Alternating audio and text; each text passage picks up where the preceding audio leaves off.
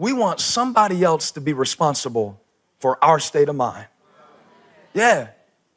But here's the announcement. Your joy is your job. It's your job. It's your job to have joy. Jesus said, if you remain in me, that's your decision. My joy will be in you. That's the result. Your joy is your job. He said, guard your heart, not hire your mother to guard your heart, not marry somebody who can guard your heart, not hang out with friends who can guard your heart. It's your heart, sweetheart. It's your heart. It's your responsibility to deal with the bitterness that other people tried to plant. It's your yard. It's your lawn. It's your property. It's your home. And God belongs there, and you gotta guard it. You gotta own it. Touch 3 people, say own it. Own it. Own your dysfunction. Own your depression. Own your discouragement. Don't say they discourage me. Say I'm discouraged, but I'm choosing to encourage myself because I have ownership over my emotions. I own emotions. Emotions don't own me. I put my emotions to work. They don't work me over. You see my iPad? I don't know why I screamed that last line. It came out like that. I'll bring it down.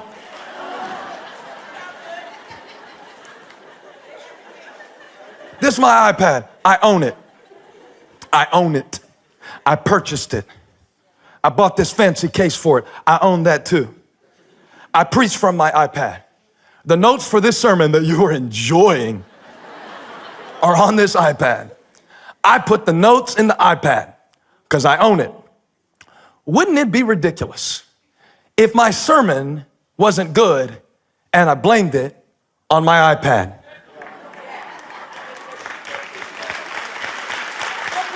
Wouldn't it be ridiculous if I sat down on Monday morning and had a meeting with my iPad to ask my iPad what I should preach on for week 2?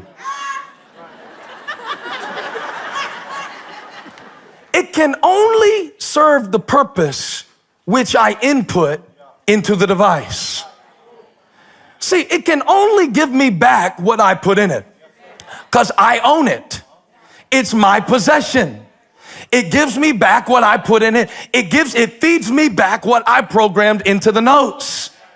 And yet some of us, we wake up every morning and we consult with our device.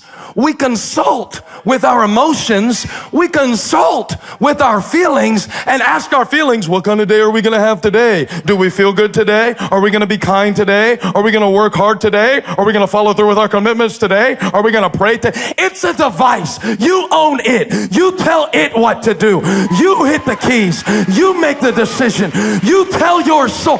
You got to own your soul. Own it. Look at the person next to you and say, you can't make me happy. Are they offended? I promise you, if you said that to somebody that you live with, they're relieved. Because you're heavy. You are heavy. They always got to make you happy. It's not their job description to make you happy. And it's not God's either. I lost him around the turn, Chunks. I lost him. Oh, it's going so good.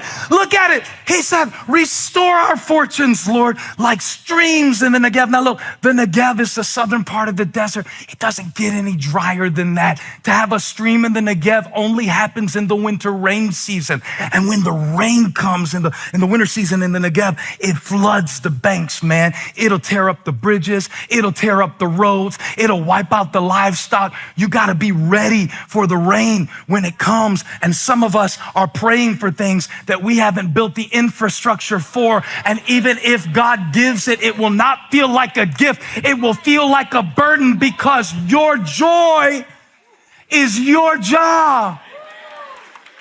Not an event, not a promotion, not knowledge, not an amount. Your bank account keeps going closer and closer to that level that you thought that you would need to feel secure, and you are still scared.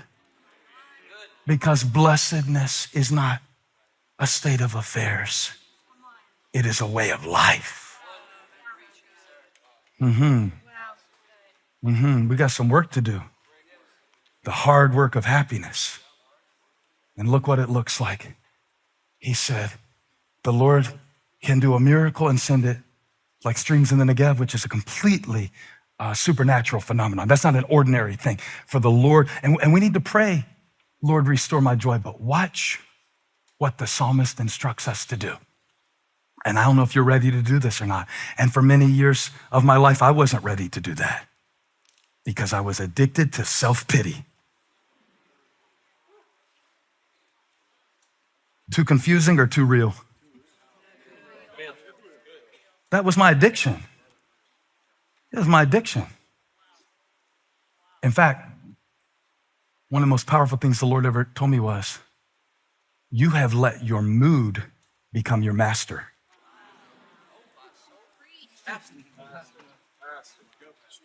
And I read in the Bible about Pharaoh, and the Lord would say, you have let your feelings become your Pharaoh. Tell you when you can go and what you can do and what you can say.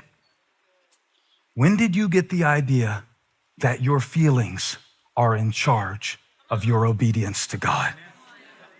That's a really powerful distinction, to know that there are certain things that God has given you under your jurisdiction. One of those things is your joy. I will rejoice and be glad in it. And so this is the day that the Lord has made. I will rejoice and be glad in it, regardless of if the traffic is congested. I don't manage the traffic, but I am, I like it this way. My joy is my job. No matter what happens when I get to my job, no one can steal my joy because my joy is not under anyone else's jurisdiction. See what I'm saying? It's mine to manage. And one time I made the mistake of saying that somebody stole my joy, and the Spirit of the Lord really corrected me on that. Like, they stole your joy? Your joy is not their job. And if they stole it, you should have done a better job locking the doors so they couldn't get to it. You need a better security system. If someone else can steal your joy, then you've got your joy hiding out there in the open where anybody can see it and snatch it. So if I want to be more joyful, maybe I need to believe that joy doesn't come from circumstances. Come on. That's what a lot of us believe, that when a situation turns a certain way, we betray our belief in our language. They stole my joy. They stole it. Where's your safe? Where's your locks? Where are your protective mechanisms to see to it that people don't get to take from you what Christ paid for? Joy comes from Jesus, not people. Joy comes from Jesus, not events. There are at least 3 of you who have been on a beach at a time in your life and been sad on the beach. So you found out real quick you can move places but still feel the same way or worse that you were when you left. Because you know joy doesn't come from a place. Joy doesn't come from a possession. Joy comes from God. Now that's the first belief I gotta have if I'm gonna be more joyful. Because if I have to go to you to get the joy, you might not have any either. So now I'm coming to you, asking you for something that you don't have. Make me feel good. Make me happy. Oh, you got to make me happy. I left them because they weren't making me happy. I left that church because I wasn't happy. I left that job because I wasn't happy. Your joy is your job. I don't care if y'all like me. I'm going to Phoenix. I'll be on the other side of the country by the time you get mad at this message and tweet at me. It's your job. And if you don't believe that, you cannot access what you don't have the rightful permission to receive. And if you don't think you're supposed to be joyful in God's presence, at his right hand is the fullness of joy. At his right hand are pleasures forevermore. So maybe I would need to believe that God wants to give me joy that the world can't take away. What would you need to believe to become more joyful? Maybe I will believe that joy isn't an effect of circumstance, but it is a product of my perspective. You cannot choose joy. You can only choose your priorities. And your priorities control your joy. You can't choose joy any more than you can just, you think you can choose joy. It's like trying to choose the weather. What you can choose is your priority, and your priorities will ultimately control your joy. Psalm 16, put it on the screen for me. The verse, what I start, verse 5, please. The Lord is my chosen portion. See the word chosen? It means I have decided to make God the most important thing in my life. I don't want to leave that too abstract, because what does that mean? Read the Bible first thing every morning? Maybe, but it means more than that. His will is what I want. His ways are higher than my ways. So the Lord, Yahweh, the great I am, the ever-present help in time of trouble, he is my chosen portion. I've looked at everything else that this world offers me to enjoy.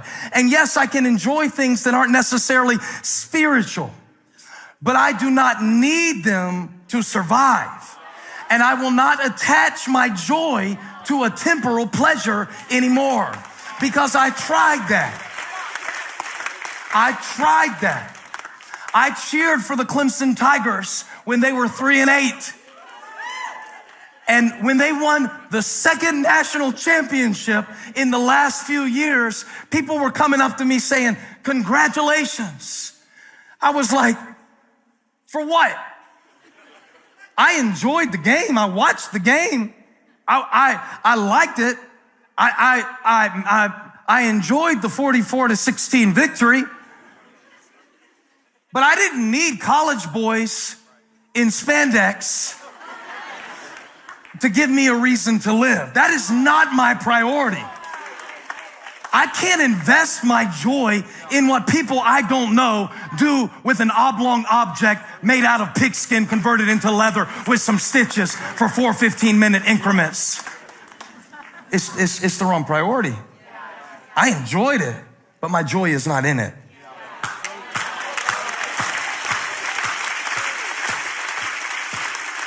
Last week, I told you something very powerful about your heart. I said, when you know where it comes from, you know how it comes out. When you know where it comes from, you know how it comes out. This is what I want to tell you this week. Where it comes from determines when it runs out.